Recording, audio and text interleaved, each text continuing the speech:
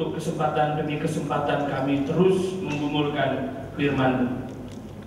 Kami ingin membuka hati dan pikiran kami, Tuhan, untuk Engkau terus berbicara kepada kami, menyatakan kehendak-Mu atas hidup kami, sehingga hidup kami, Tuhan, sungguh-sungguh mampu menggenapi rencana-Mu bagi setiap hidup kami, sehingga kemuliaan-Mu nyata melalui hidup masing-masing dari kami di tempat ini. Dan secara komunal kami mampu menyatakan terang-Mu di tengah bangsa ini. Pagi ini kami ingin merenungkan bagian firman Tuhan. Kiranya Engkau menguasai hati dan pikiran kami yang mendengarkan, dan hamba-Mu yang akan menyampaikan, menguraikan firman-Mu, Tuhan urapi dengan kuat kuasa firman, dengan kuat kuasa Roh Kudus. Dan setiap kami, baik yang berbicara maupun yang mendengar, boleh dibangkitkan untuk kami menggenapi rencana-Mu, Tuhan, di dalam hidup kami melalui firman-Mu pada pagi hari ini. Berbicaralah Tuhan, kami siap mendengar. Di dalam nama Tuhan Yesus, kami serahkan pemberitaan firman Tuhan pada pagi hari ini. Amin. Saudara, tema kita pada pagi hari ini adalah Being God's People in God's Word. Panitia memberikan nas dari Yohanes pasal 15 ayat 18 sampai dengan ayat 26. Tetapi di dalam persiapan saya menyiapkan bagian ini, maka tema ini sebenarnya adalah di dalam satu kesatuan dari Yohanes pasal 15 ayat 18 sampai dengan Yohanes 16 ayat 4a. Jadi kita akan membaca bersama-sama ayat ini atau bagian ini, Yohanes 15 ayat 18 sampai dengan ayat pasal 16 ayat yang keempat. Saya sudah mencoba menolong saudara-saudara dan panitia membagikan outline di sana untuk eksposisi pagi hari ini. Semoga semua rekan-rekan bisa mengikuti dan mencatat dan melihat alur dari bagian ini. Mari kita baca bagian ini bersama-sama. Saya akan membaca ayat 18. Saudara-saudara bersama-sama membaca ayat 19. Demikian seterusnya bergantian sampai dengan 16 ayat 4a. Demikian firman Tuhan. Jikalau dunia membenci kamu, ingatlah bahwa ia telah lebih dahulu membenci aku daripada kamu.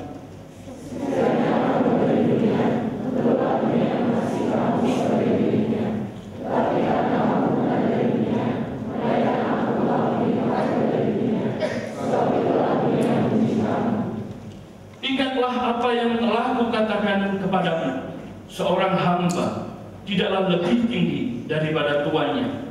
Jikalau mereka telah menganiaya, mereka juga akan menganiaya kamu. Jikalau mereka telah menuruti firman, mereka juga akan menuruti perkataan.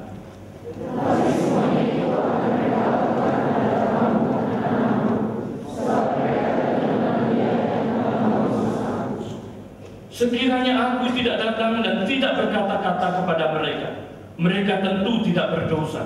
Tetapi sekarang mereka tidak mempunyai dalih bagi dosa mereka.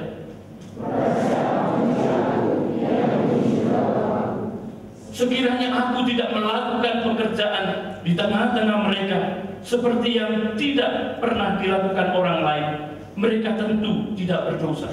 Tetapi sekarang, walaupun mereka telah melihat semuanya itu, namun mereka membenci baik aku maupun Bapa.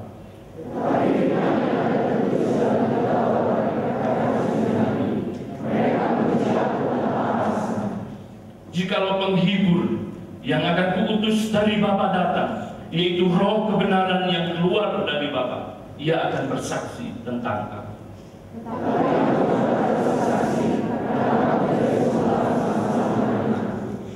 Semuanya ini kukatakan kepadamu supaya kamu jangan kecewa dan menolak aku.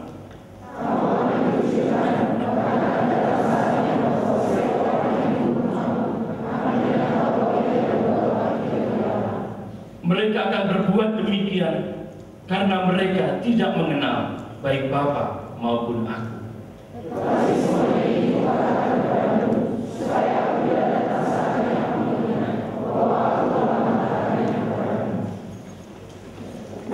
Hidup ini penuh dengan pilihan, dan setiap pilihan yang kita ambil selalu memiliki konsekuensinya. Seorang anak SD memilih untuk jujur di dalam ujian dan kemudian membuka praktik contek masalah yang terjadi di sekolah, dan dia harus menghadapi konsekuensi, dimusuhi oleh guru-gurunya, bahkan keluarganya, kemudian diusir dari kampung di mana ia tinggal. Seorang anak SMA, siswa SMA yang kemudian memilih untuk jujur, bukan hanya tidak menyontek, tetapi tidak mau menerima contekan. Dia harus menghadapi konsekuensi bahwa nilai dari rekan-rekannya seringkali lebih baik daripada nilai yang ia dapat. Seorang adik KTP saya memilih untuk melakukan penelitian laboratorium dengan apa adanya, dengan jujur, merekam seluruh hasil praktikum itu dengan apa adanya. Tidak ada manipulasi, tetapi dia harus menghadapi konsekuensi, mengulang praktikum berkali-kali, dan dia menemukan rekan-rekannya lebih cepat selesai mengambil gelar S1 daripada dia. Di dalam dunia pekerjaan, saya menyaksikan dan mendengar seorang alumni sharing kepada saya. Dia memilih untuk menjaga integritas pekerjaannya. Dia memilih untuk kemudian melakukan pekerjaannya sesuai dengan aturan yang ada. Tetapi kemudian dia harus menerima konsekuensi. Dia dikatakan sebagai sok idealis, tidak realistis, dan dia harus dikucilkan oleh rekan-rekan pekerjaannya. Saudaraku, suka atau tidak suka, di dalam hidup ini kita memiliki pilihan. Kalaupun kita tidak memilih, itu adalah sebuah pilihan dan ada konsekuensi di dalam. Mengikut Kristus adalah sebuah pilihan yang serius di dalam hidup kita, dan harus kita pikirkan dengan serius pula. Karena mengikut Kristus memiliki konsekuensi yang berat, yaitu dibenci oleh dunia.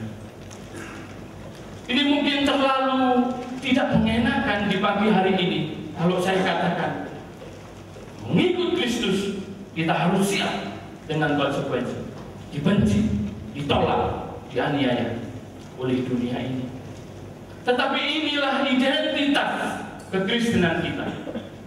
Ketika kita memilih mengikut Kristus, maka kita harus melihat bahwa identitas kita adalah musuh dari dunia ini.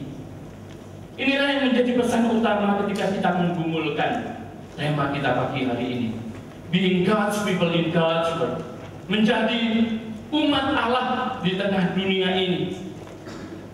Mari kita bersama-sama melihat bagian ini. Saudara, sebelum kita lebih jauh melihat bagian per bagian pada apa yang telah kita baca, saya ingin menggambarkan keindahan apa yang telah ditulis oleh Rasul Yohanes di dalam bagian ini. Sebenarnya pasal 15 memiliki satu keindahan yang luar biasa kalau kita bisa meneliti lebih lanjut. Pada ayat 1 sampai ayat 8, saudara bisa menyaksikan di sana. Itu adalah gambaran relasi yang menjadi sumber dari identitas kekristenan, identitas murid Kristus, di mana sumber kekuatan yang sejati adalah melekat, berada di dalam Kristus. Kemudian Yohanes menggambarkan ketika seorang atau ketika murid-murid itu harus kembali kepada kehidupan, sumber vitalitas hidupnya, yaitu Kristus, maka bagian lain yang digambarkan oleh Yohanes pada bagian selanjutnya, yaitu ayat 9 sampai 17. Yohanes menggambarkan identitas murid Kristus sejati adalah saling mengasihi. Kalau kekuatan atau sumber vitalitas dari murid-murid Kristus adalah Kristus sendiri, maka ciri khas atau identitas dari murid Kristus adalah setiap mereka satu dengan yang lain saling mengasihi. Seperti yang digambarkan dan diuraikan oleh Kak Anton pada hari kemarin. Maka mari kita melihat bagian yang telah kita baca pagi hari ini, bahwa identitas itu ketika berada di tengah dunia ini harus menemukan dirinya, menemukan realita.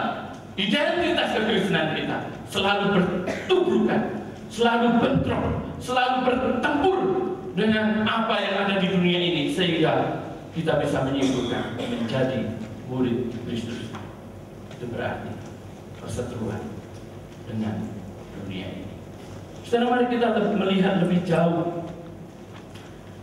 Pada bagian ini saya membagi 3 bagian utama di dalam eksposisi pagi hari ini yang akan menolong kita untuk menggumulkan tema being God's people in God's work ini. Yang pertama, saudara, mari kita sadari apa itu realita, relasi murid Kristus di tengah dunia ini, atau realita menjadi murid Kristus dalam hubungannya hidup di dunia ini. Tuhan Yesus memulai ajarannya dengan menegaskan, jikalau dunia membenci kamu. Kata jika atau if dalam bahasa Inggris atau di dalam bahasa Yunani bukanlah sebuah bentuk if conditional pada umumnya yang kita kenal, atau menggambarkan sesuatu yang mungkin terjadi tetapi mungkin saja tidak. Kalau dikatakan di sini jikalau dunia membenci kamu, itu bukan seperti kalau aku datang aku akan ke rumah, tapi kalau aku tidak datang aku tidak akan ke rumah.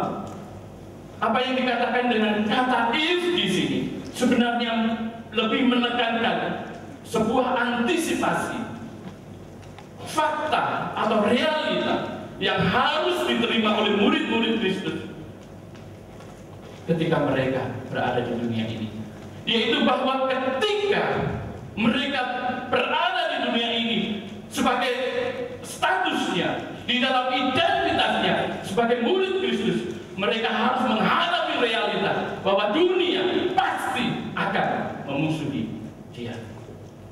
Ini bukan saja kalau saja, tetapi ini merupakan satu realita yang harus dihadapi oleh setiap orang Kristen, setiap murid-murid Kristus, baik murid-murid pada zaman Tuhan Yesus hidup maupun murid-muridnya di sepanjang zaman. Umat Tuhan yang mendedikasikan hidupnya, yang berkomitmen menjadi pengikut-pengikut Kristus, dia harus menghadapi realita bahwa dia akan dimusuhi oleh dunia ini.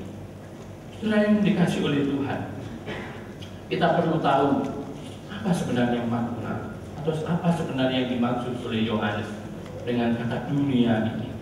Mengapa pada bagian lain Yohanes mengatakan begitu besar Allah mengasihi dunia ini, tetapi pada bagian ini Yohanes mengatakan dunia akan membenci setiap orang-orang yang mengikut Kristus. Saudara perlu mengetahui bahwa di dalam tulisan Yohanes, baik Injil Yohanes maupun surat Yohanes dan juga Wahyu sebagai tulisan Yohanes, kata dunia atau kosmos itu dicatat atau digambarkan di dalam 3 pemaknaan. Yang pertama, dunia dapat diartikan sebagai dunia semesta ciptaan Allah. Maka ketika kita bersama-sama di hari pertama diarahkan oleh Kak Anton memahami bahwa dunia itu diciptakan oleh Sang Logos Firman itu, maka yang dimaksudkan oleh Yohanes di sana adalah dunia dalam arti ciptaan atau dunia semesta ini. Tetapi di dalam bagian lain Yohanes juga mengatakan dunia itu sebagai manusia, umat manusia secara luas, sebagaimana yang saudara hafal di dalam Yohanes 3 ayat 16. Dan yang ketiga, dunia seringkali dikonotasikan oleh Yohanes sebagai sekelompok manusia atau juga seperangkat nilai yang jauh dari Allah, yang bahkan berlawanan, memberontak terhadap Allah. Pada arti yang ketiga inilah yang dimaksudkan pada bagian yang kita baca, bahwa ketika kita mengikut Kristus, maka kita harus bertabrakan dengan manusia-manusia yang melawan Allah.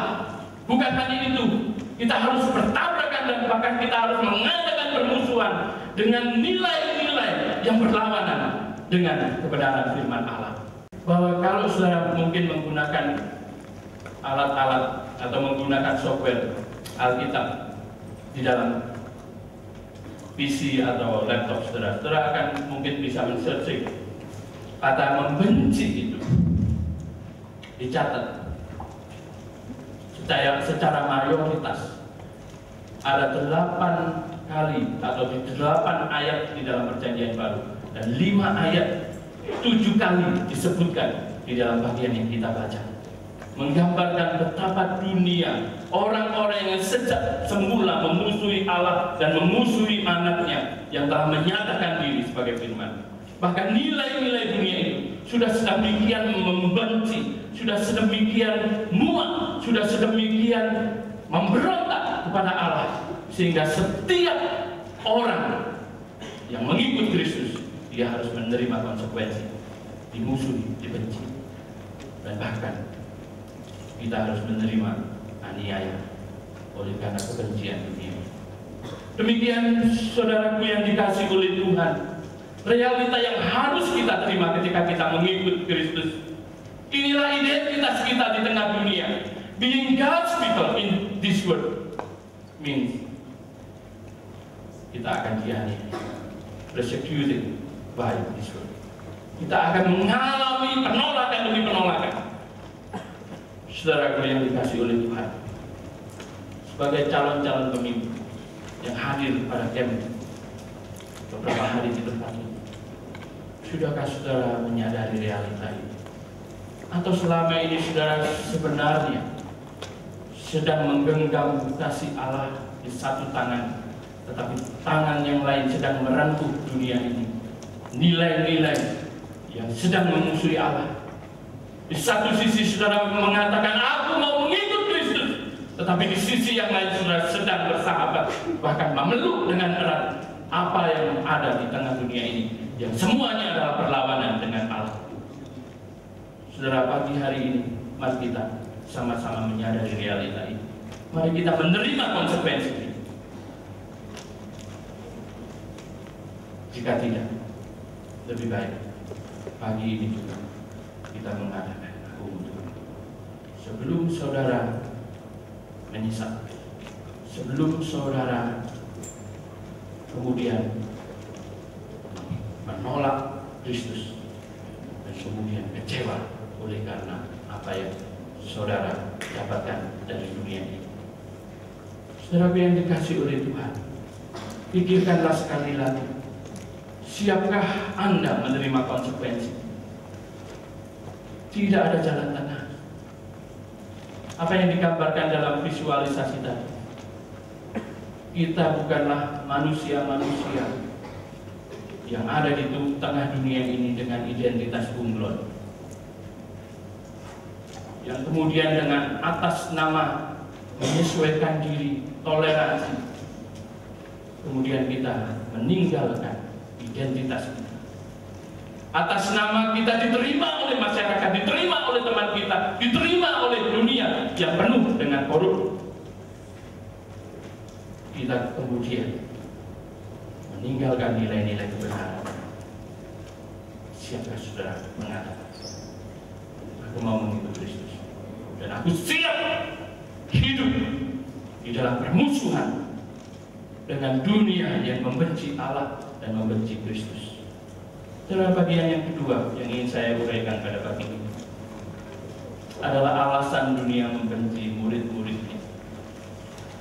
Pada bagian ini dengan sangat terperinci Tuhan Yesus mengajar kepada murid-muridnya, saudara, untuk kita melihat bukan hanya realita bahwa kita harus menerima kebencian dunia ini, tetapi juga alasan-alasan mengapa dunia ini sedemikian membenci. Bukan hanya Allah, tetapi Kristus, Sang Firman yang menjadi manusia itu. Dan bahkan pada ujungnya, setiap orang yang berkomitmen kepada Kristus itu harus menerima permusuhan dengan dunia ini. Yang pertama, saudara, Tuhan Yesus mengajarkan bahwa dunia akan membenci murid-murid dan pengikutnya, karena memang murid-murid dan pengikutnya bukan berasal dari dunia ini. Sekiranya kamu dari dunia ini, tentulah dunia mengasihi kamu sebagai miliknya. Tetapi karena kamu bukan dari dunia ini, melainkan Aku telah memilih kamu dari dunia ini. Sebab itulah dunia membenci kamu.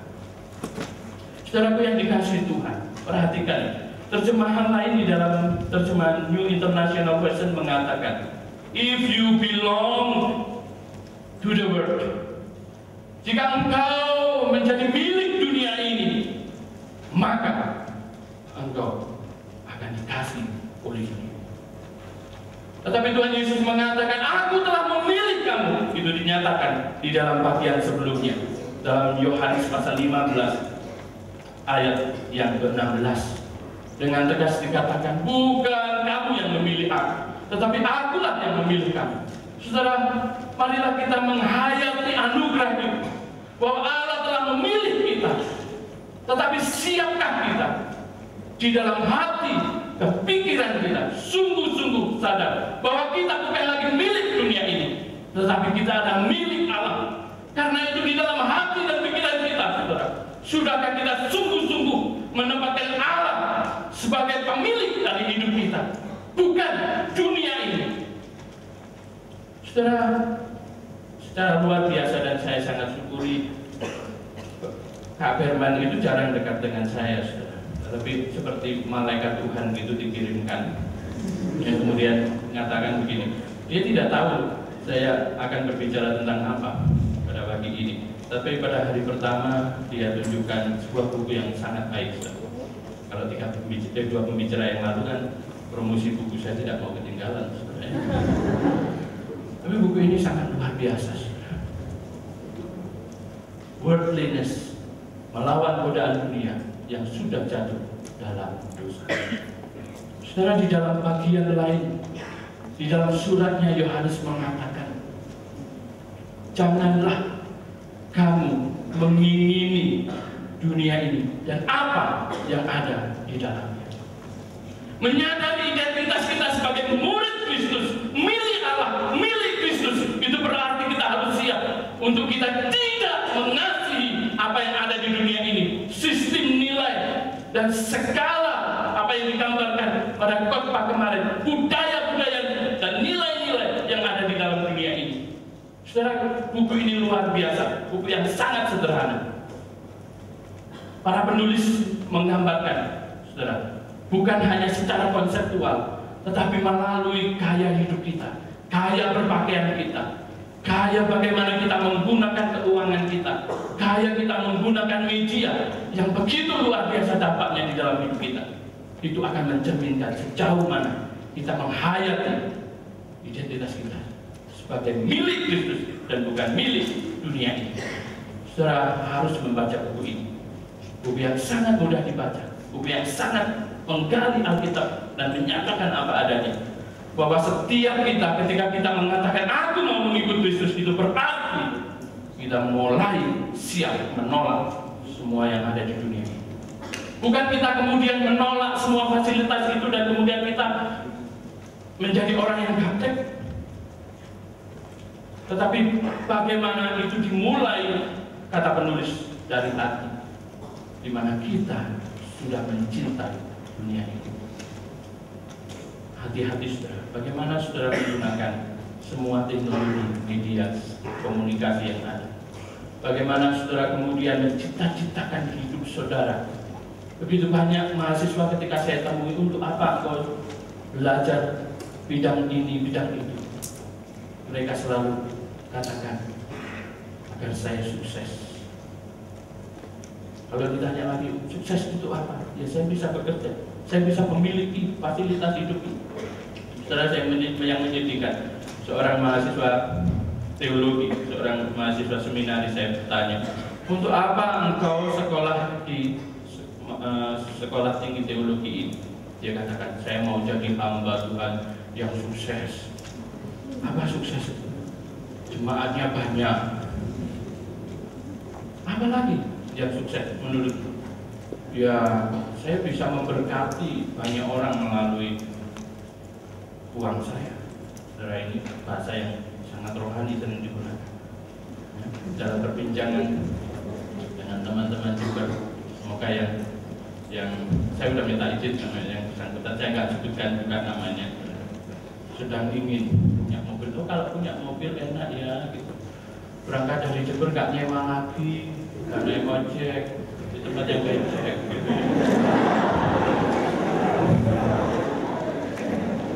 Nah, punya mobil kan enak mas, saya akan jemputi teman-teman persekutuan gitu ya. Hati-hati, apakah itu kerinduan ataukah sebenarnya kita mengisi hati kita dengan fasilitas ini? Selanjutnya, saudara, yang kedua, alasan kedua mengapa dunia membenci murid-murid Kristus adalah karena identitas murid-murid dan termasuk kita tidak bisa dilepaskan oleh Kristus sendiri. Di dalam catatan ayat 20, Yesus mengatakan, ingatlah apa yang telah kukatakan kepadamu, seorang hamba tidaklah lebih tinggi daripada tuannya. Jikalau mereka telah menganiaya aku, mereka juga akan menganiaya kamu. Jikalau mereka telah menuruti firman-Ku, mereka juga akan menuruti perkataan. Apa yang dikatakan oleh Tuhan Yesus di sini tentu saja bukan bertentangan dengan apa yang dinyatakan di dalam Yohanes 15 ayat 15 yang mengatakan, aku tidak menyebut kamu lagi hamba, sebab hamba tidak tahu apa yang diperbuat oleh Tuhan. Saudara, jangan dibingungkan dengan ini. Pada bagian yang kita baca dan kita kumpulkan pagi ini, sebenarnya Tuhan Yesus ingin mengatakan, sebagai murid-muridku, sebagai pengikutku, di dalam menghadapi atau di dalam menjalani hidup di dunia ini, engkau harus ingat seperti seorang hamba yang selalu melihat kemana alas kaki tuannya itu berjalan. Maka setiap murid-murid Yesus harus sadar bahwa Tuhan yang kita sembah itu adalah Tuhan yang berjalan di tengah penderitaan di tengah dunia ini. Dia ditolak, dia dianiaya, dan bahkan dia disalibkan di dalam kehinaan itu. Maka perhatikan saudara, setiap kita berjalan di tengah dunia ini, apakah kita menyaksikan alas kaki Kristus itu menjalani penderitaan di dalam dunia ini? Perhatikan alas kaki Kristus itu, apakah pada tapak-tapak kaki itu setiap kita menjalaninya dengan penuh komitmen dan kesiapan untuk bermusuhan dengan nilai-nilai yang berlawanan dengan Allah. Kalau kita menyebut dia Tuhan, guru kita, seharusnya setiap tapak kaki penuh luka penderitaan Kristus adalah jalan yang harus kita tempuh, harus siap kita tempuh. Karena di bagian lain Tuhan juga mengatakan, setiap orang yang mau mengikut aku, dia harus menyangkal diri, memikul salibnya setiap hari, dan berada di belakang, mengikut aku terus. Saudara, ini tantangan buat kita.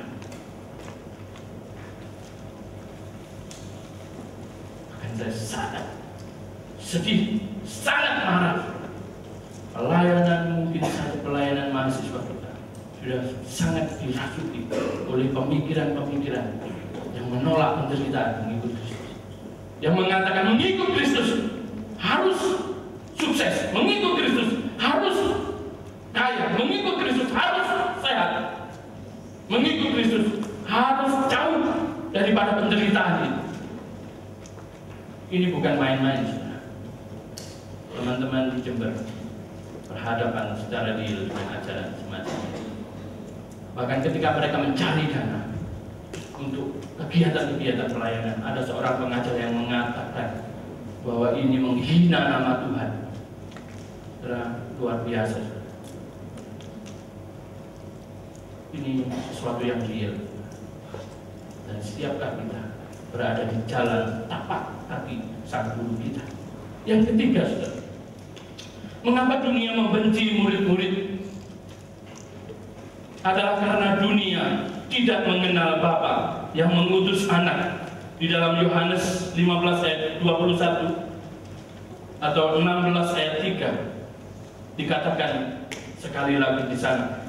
Ada perbedaan, saudara, antara mengenal Allah dan mengenal tentang Allah.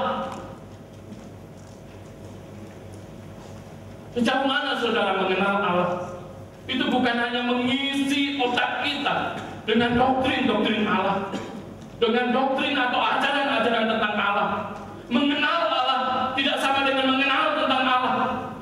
Begitu banyak pemimpin-pemimpin Yahudi yang bahkan hafal semua yang tertulis di dalam kitab Taurat, tetapi dikatakan di sana mereka tidak mengenal Aku, tidak mengenal Kristus, tidak mengenal Bapa yang mengutus Kristus itu.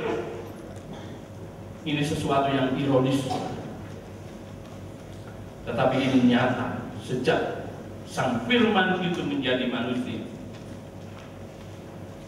Kalau kita perhatikan, ungkapan tidak mengenal Bapa, ungkapan yang sering digunakan Yohanes untuk menggambarkan bagaimana sikap para pemimpin Yahudi ketika berhadapan dengan Yesus. Dan Tuhan Yesus selalu kemudian menelanjangi mereka. Mereka seolah-olah mengenal apa yang tertulis di dalam hukum Taurat, tetapi mereka tidak memiliki pengenalan yang dalam dengan Bapa. Apa itu pengenalan kepada Bapa? Itu adalah relasi yang mendalam. Kata yang digunakan eido di sana mengungkapkan satu pengenalan yang dalam, dan lawan dari pengenalan itu adalah ketidakpedulian kepada Allah. Sejauh manakah kita sebagai pemimpin-pemimpin Kristus, pemimpin-pemimpin Kristen mengikut Kristus, kemudian kita mengatakan, aku ingin mengenal Dia, tetapi setiap kali kita berhadapan pada kesempatan demi kesempatan untuk kita terus mendalami firman Tuhan, kita enggan untuk berkomitmen, menderita, pada sejenak bangun lebih pagi untuk menikmati saat-saat teduh. Saya melihat dalam sebaran peserta KRP kali ini lumayan saat teduhnya, tapi tetap ada yang kurang dari 5 kali seminggu gitu ya. Tapi perlu dievaluasi 7 kali seminggu itu bagaimana kualitasnya. Tapi yang paling memprihatinkan itu adalah bagaimana setiap mahasiswa sekarang mempunyai kedisiplinan untuk menggali firman. Kalau di dalam sebaran di sana kita dapat menyaksikan saudara-saudara itu hampir 50% setiap kita jarang melakukan penggalian Alkitab dengan serius.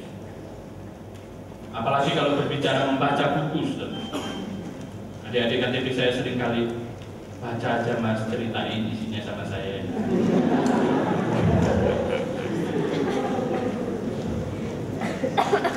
Itukah saudara?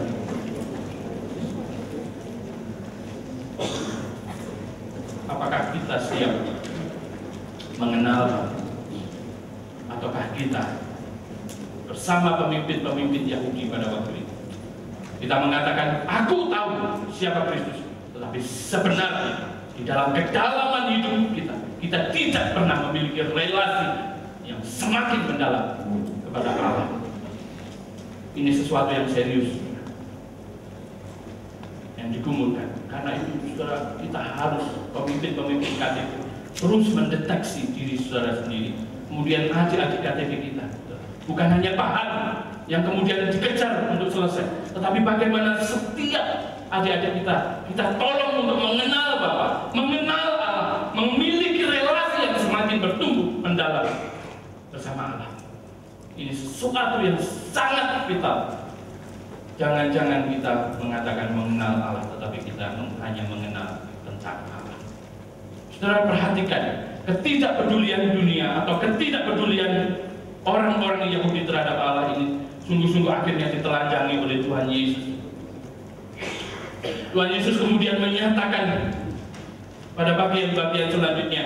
Saudara perhatikan ayat 2 sampai dengan 20, ayat 22 sampai dengan 25 dari pasal 15, saudara. Dikatakan, aku telah menyatakan diri dan mengatakan firman, tetapi dunia tetap menolak. Kemudian dia katakan juga, aku telah menyatakan pekerjaan-pekerjaan yang besar, dunia menolak. Dan dunia membenci Kristus. Pada akhirnya Tuhan Yesus memperjelas dan kemudian menyingkapkan dosa dunia ini dengan mengatakan, bahkan apa yang tertulis di dalam Taurat, yang itu digenapi di dalam pekerjaan, mereka tetap membenci. Sehingga dapat disimpulkan, semua alasan dunia itu pada intinya adalah satu: mereka tidak punya alasan yang tepat untuk membenci Kristus dan membenci setiap kita. Karena ini saudara berkaitan dengan sikap hati manusia yang sudah memberontak, yang sudah menolak kebenaran Allah sejak semula. Maka semakin jelas saudara dosa dunia. Saudara, ibaratnya seorang tersangka di hadapan penyidik. Sebenarnya apa yang ada di tengah dunia ini yang melawan sistem atau melawan nilai-nilai kebenaran Allah sebenarnya sudah disudutkan, dan mereka tidak bisa berdalih. Mereka terpojok oleh dosa mereka. Dan sekarang pada gilirannya saudara, setiap kita, anak-anak, bagaimana kita meresponnya? Kalau Yesus sendiri sudah memberikan penjelasan kepada murid-muridnya di sepanjang zaman bahwa tidak ada alasan bagi dunia sebenarnya untuk menolak Kristus, untuk membenci Kristus dan membenci para murid-muridnya. Bagaimana respons kita? Apakah kita masih berkompromi? Saya menggambarkan di sini ada pada bagian ketiga, saudara. Ada 3 respons yang bisa kita berikan untuk kita menggumuli bagian ini menjadi bagian hidup kita. Yang pertama, saya ingin menempatkan apa yang dicatat pada bagian akhir bacaan kita, yaitu Yohanes 6 ayat 1, sebagai bagian yang harus kita gumulkan dengan serius di bagian awal. Dinyatakan di sana, semuanya ini kukatakan kepadamu, supaya kamu jangan kecewa dan menolak aku. Penderitaan, kesulitan hidup, saudara, terbukti begitu banyak telah menyeret orang-orang yang mengaku Kristen, kemudian kecewa meninggalkan Kristus. Bagaimanakah dengan saudara? Jangan pernah berharap terlalu besar untuk saudara hidup di tengah dunia ini. Tetapi siaplah, bersiap-siaplah untuk kita menghadapi tantangan, tekanan, kesulitan-kesulitan di tengah di tengah dunia ini, penderitaan yang semakin berat. Saudara perhatikan, saudara. Mungkin secara iman personal kita mengatakan, enggak kak, saya iman saya tetap teguh, iman saya tetap kepada Kristus. Jesus forever, Jesus yes. Tapi perhatikan, saudara, ini bukan saja berkaitan dengan apakah saya tetap ada di dalam kepercayaan kita tentang Kristus, tetapi berkaitan juga dengan praktik hidup kita, di mana kita telah meninggalkan Dia dan hidup semakin mencintai dunia ini. Di satu sisi kita bisa bersorak ketika di persekutuan atau di gereja, Jesus forever, Jesus is victory, mari kita kalahkan dunia. Tetapi di pojok-pojok tempat di mana sistem nilai dunia sedemikian dahsyat melanda kehidupan kita, ada di sana juga.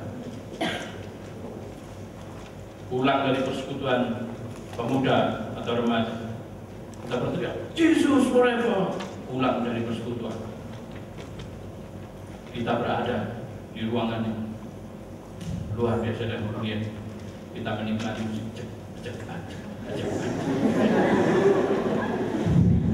Siapa pemenangnya, saudara, di sini? Saya akan bacakan bagian cuplik saja di sini. Konsumerisme adalah pemenang perang ideologi abad 20.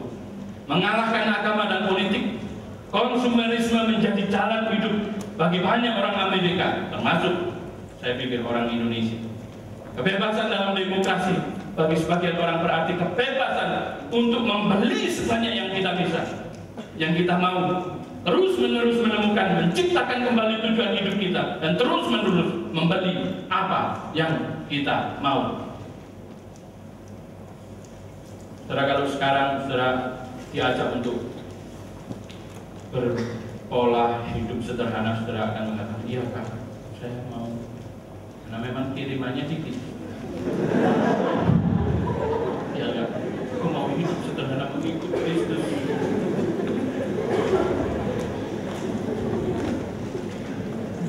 Tetapi kalau kita saudara tahu-tahu kemudian terima kerja di tempat yang luar biasa, sebuah perusahaan yang terdepan, perusahaan otomotif ternama di Indonesia, dengan gaji bukan 3, kemudian tanggal 3 kita koma, enggak, benar-benar 3, gaji pertama. Saudara, kalau kita kiriman saja nggak sampai 1 juta, gaji pertama 3,5 juta, apa yang kita pikirkan dengan gaji pertama kita? Apakah kita berteriak Jesus is victory dengan uang kita, atau kita katakan Android hebat?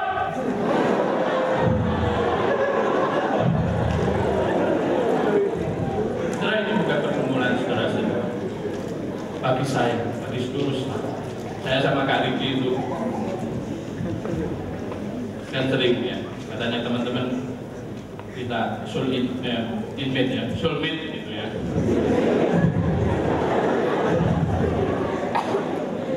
Kemudian ayo kita jalan-jalan gitu ya. Saya pikir-pikir dia, janganlah membawa kami dalam pencobaan. Karena kalau sudah jalan-jalan ke mall gitu ya, apa saudara? Keinginan dimulai dari hatilah. Kita mencintai dunia ini, saudara. Maukah pagi ini bersama saya, setiap kita yang ada di sini, tidak peduli setiap staf ataupun kita semua binaan di sini, memulai dari hati yang kita katakan say no to worldliness, say no to Android.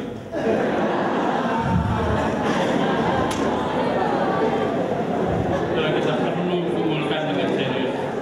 Bukan kita tidak boleh memiliki itu, tetapi perhatikan apakah itu sungguh-sungguh yang Allah kehendaki untuk kita miliki. Perhatikan saudara, perhatikan.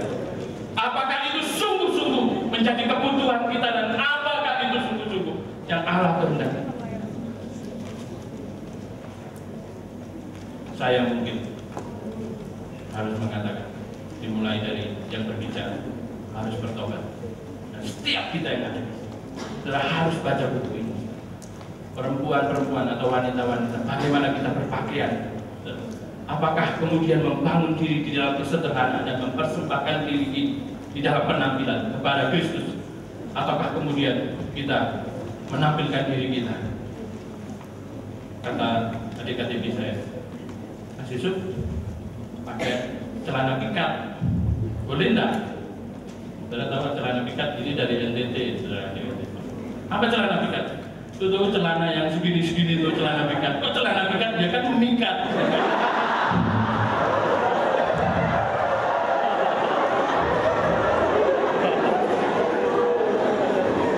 Saudara perhatikan, keduniawian dan cinta dunia dimulai dari hati kita.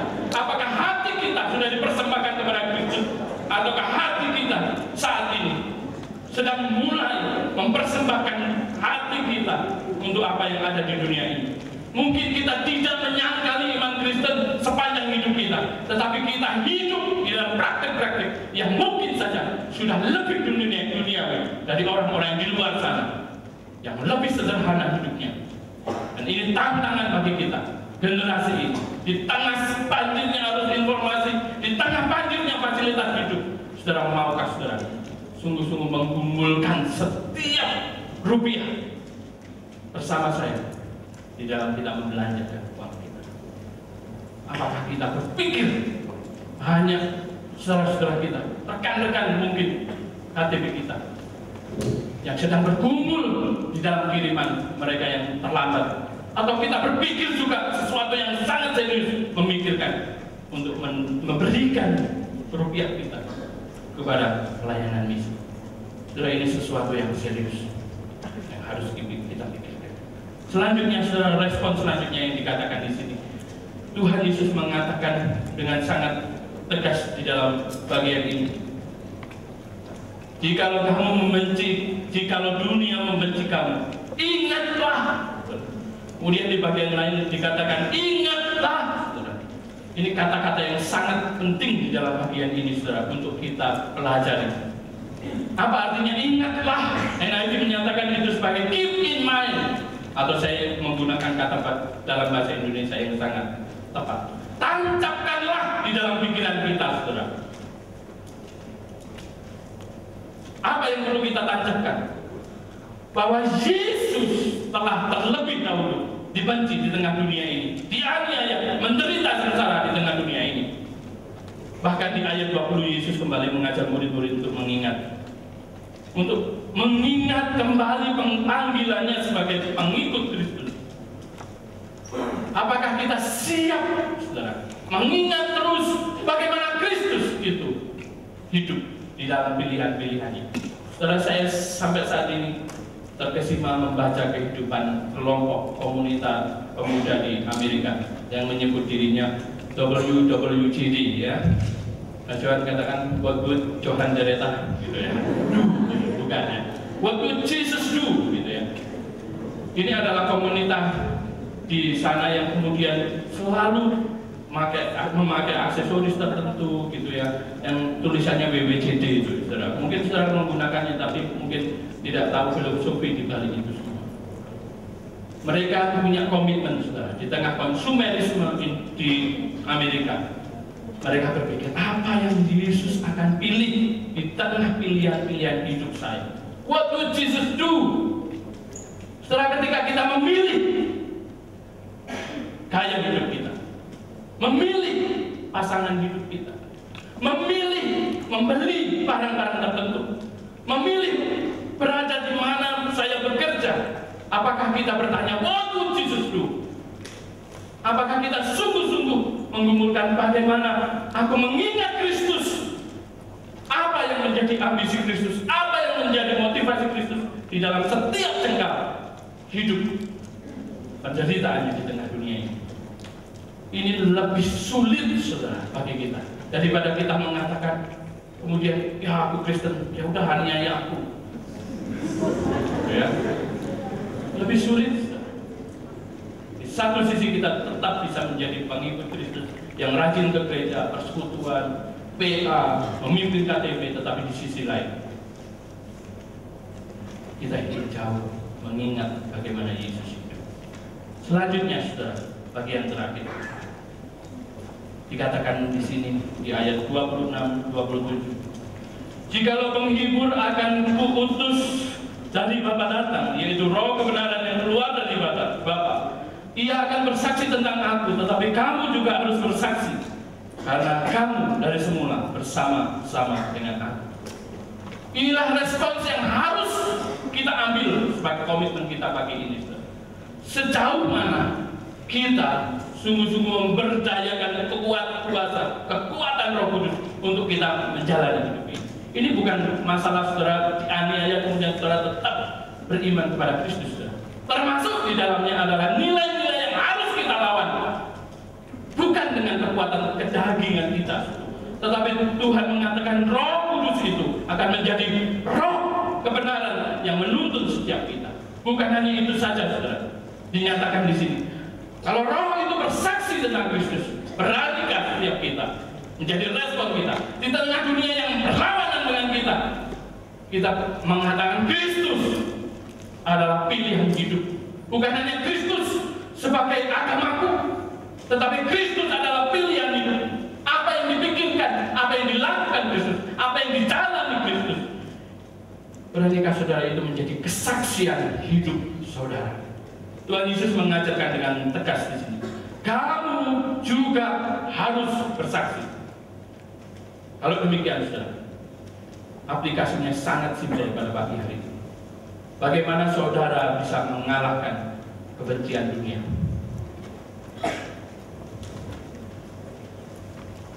Bagaimana saudara bisa menang dan menerikan Kristus is victor? Bagaimana saudara? Yaitu bagaimana saudara hidup di tengah identitas saudara dan menyatakan baik secara kehidupan yang nyata maupun secara verbal, bersaksi bahwa Kristus yang menjadi pilihan hidup kita. Bukan hanya di mobil kita tuliskan atau di sepeda motor kita, Jesus is my way, saudara.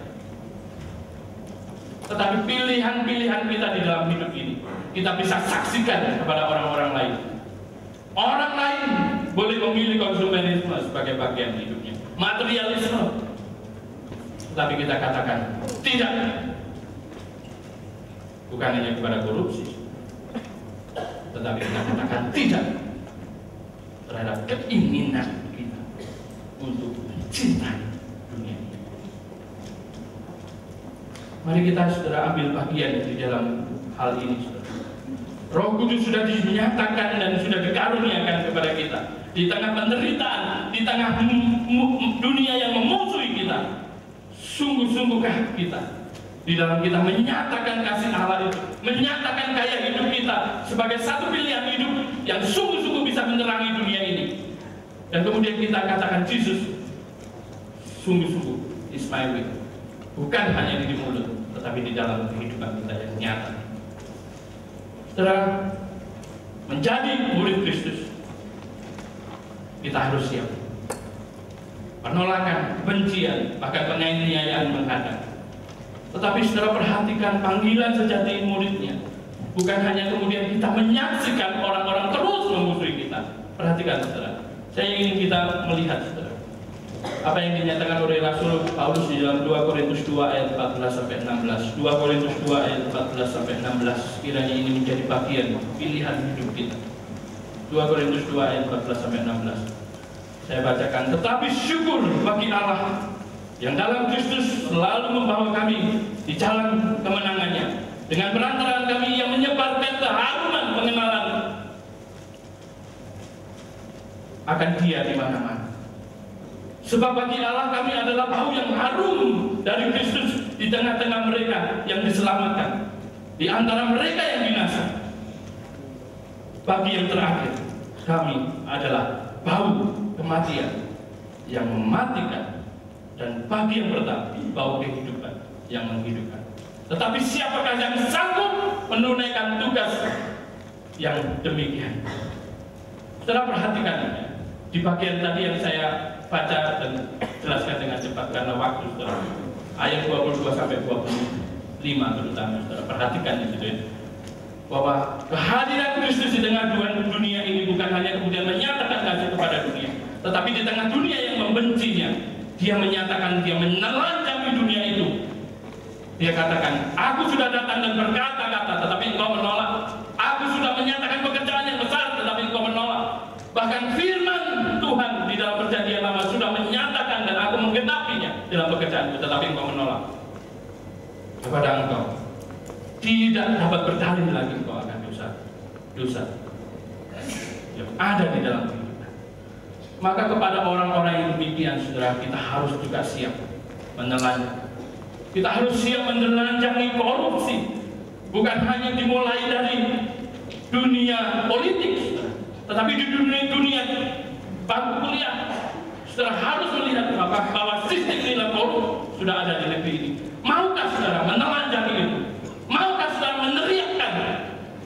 bahkan mempraktikkan itu menjadi bagian hidup saudara. Ya, tidak mencontek itu bagian yang sangat simpel, tetapi terlalu banyak kita jatuh di dalam bagian ini. Manipulasi data itu dimulai bukan hanya ketika kita bekerja dengan fasilitas yang menggoda, tetapi dimulai dari ketika kita melakukan penelitian-penelitian di bangku kuliah kita.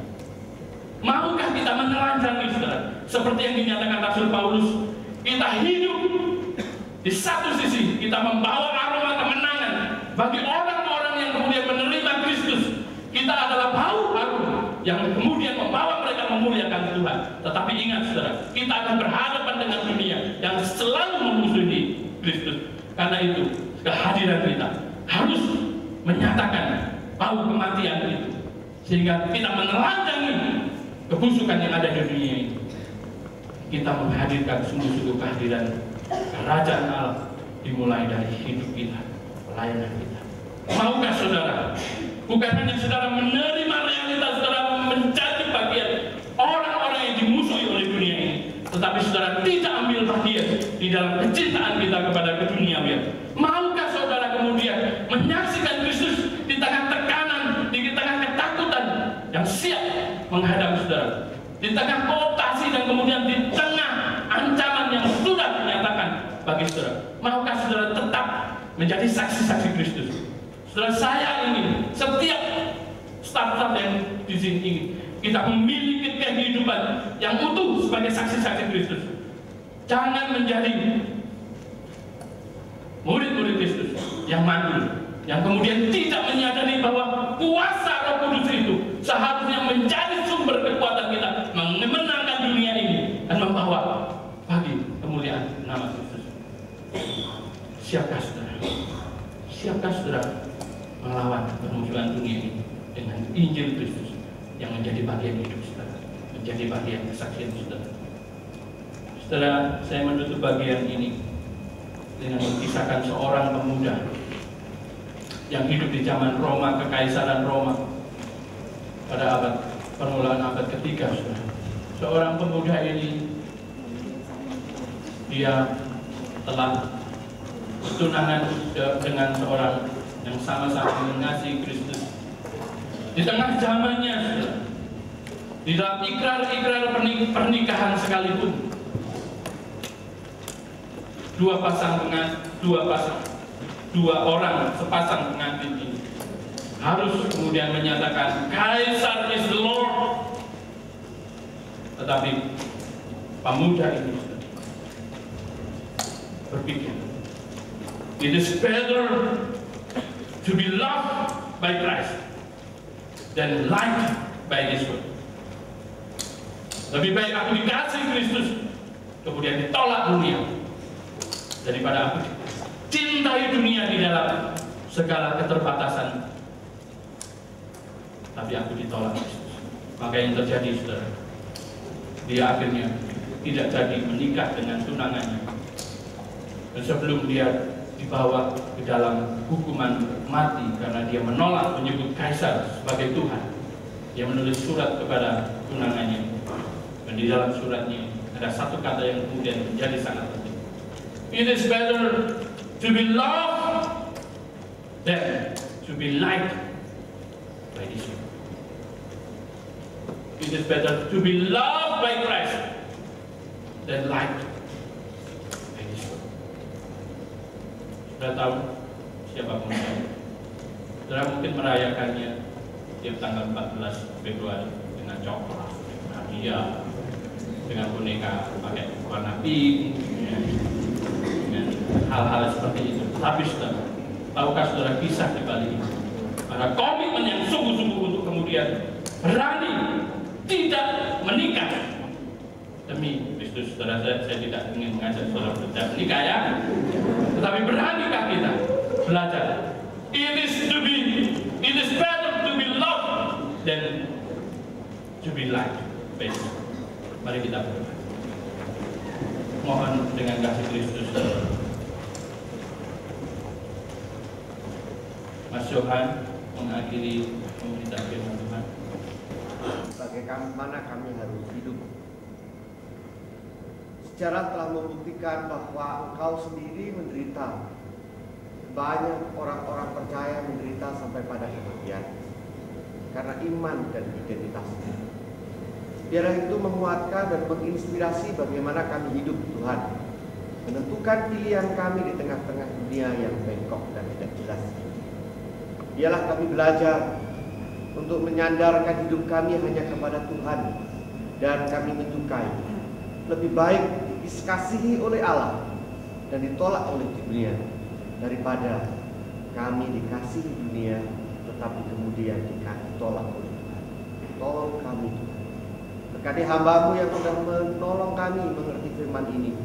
Biarlah urapi juga untuk pelayanannya, keluarganya, dan setiap keperluannya. Terima kasih Bapa. Di dalam nama Tuhan Yesus kami berdoa dan bersyukur.